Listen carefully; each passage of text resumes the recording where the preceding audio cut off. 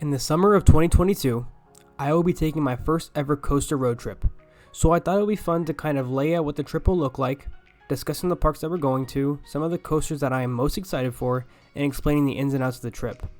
This trip will be 2 weeks long, and it will only involve parks along the east coast of the US, hence the trip name, East Coastin. So to kick things off, on the first day of the trip, it will just be a travel day.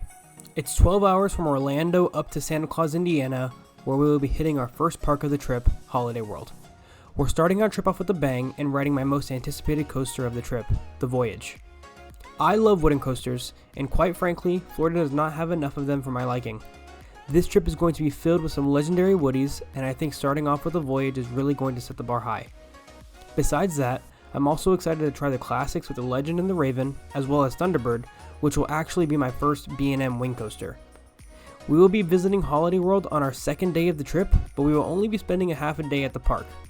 Given that Kentucky Kingdom is only an hour away, we decided we would stop by and check out Storm Chaser, another highly anticipated coaster on the trip, as well as Lightning Run. The third day of the trip is going to be spending most, if not all of the day at Kings Island.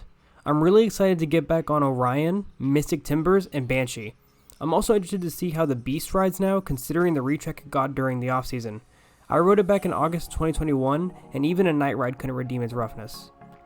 After our day at Kings Island, we will be heading to Sandusky, Ohio, where we will be spending our 4th and 5th days of the trip at Cedar Point.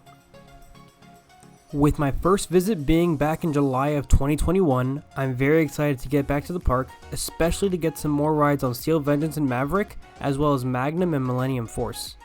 I've heard a lot of good things about Hotel Breakers, so we are staying there for 3 nights to really get the best experience possible during our visit. After Cedar Point, the 6th day of our trip will be spent at Kennywood. I'm really looking forward to getting on Phantom's Revenge and Steel Curtain, as well as their classic lineup of woodies. After Kennywood, our 7th day will be spent at my most anticipated park of the trip, HERSHEYPARK. I'm very excited to get on Skyrush, Candemonium, Stormrunner, and many more at the park. I'm also really interested to try some delicious sweets and treats the park has to offer. After HERSHEYPARK, we will be heading over to Six Flags Great Adventure for our 8th day of the trip. I visited the park in April for the first time, but it was pretty cold and I didn't feel like all of the coasters delivered. I'm not gonna lie, El Toro let me down slightly, so I'm hopeful that in warmer conditions it will be a much different ride. Our 9th day of the trip will be spent at King's Dominion, where I am looking forward to getting on Twisted Timbers and Intimidator 305 for the first time. The next day, we will be heading just an hour away to visit another highly anticipated park for me, Busch Gardens Williamsburg. I'm really interested to see how Pantheon rides, as well as Apollo's Chariot and Alpengeist. The 11th day of the trip will be spent at Carowinds. I also visited this park in April, but we were only here for about 2 hours and I only got a couple of rides on Fury. I really like the vibe and the energy of the park, so I'm excited to get back and explore more of what the park has to offer.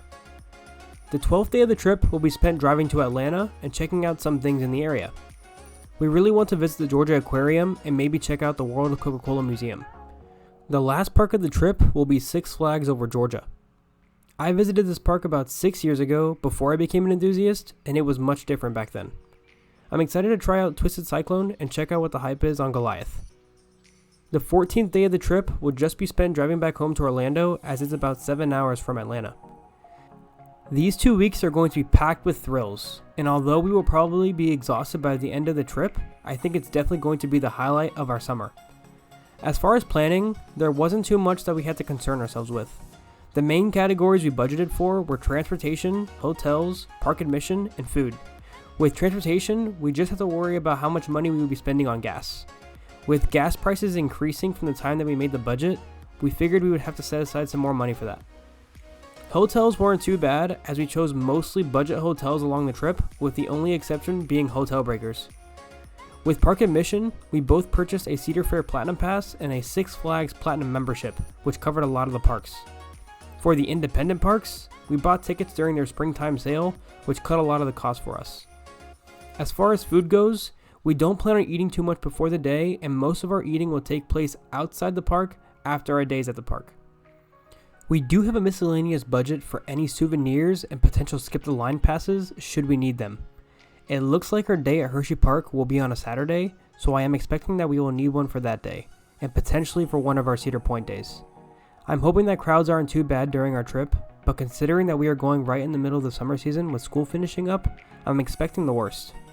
Being a Floridian, I try to avoid parks during the summer as my home parks are open year round and I can go whenever. But with the parks on this trip, we don't really have that luxury. So that's it. This plan has been in the works for so many years. Ever since I became an enthusiast and saw Theme Park Worldwide's USA theme park tour, I've been dreaming of the day of when I can take a road trip of my own. I thought it would be a good idea to post my initial thoughts so that when I go back and reflect, I can see what the highlights were as well as what I would keep and what I would do differently for next time. So stay tuned for my recap of the trip, as that will be out sometime in late June or early July. As always, I'm Sean from East Coast Amusements. Thanks for watching.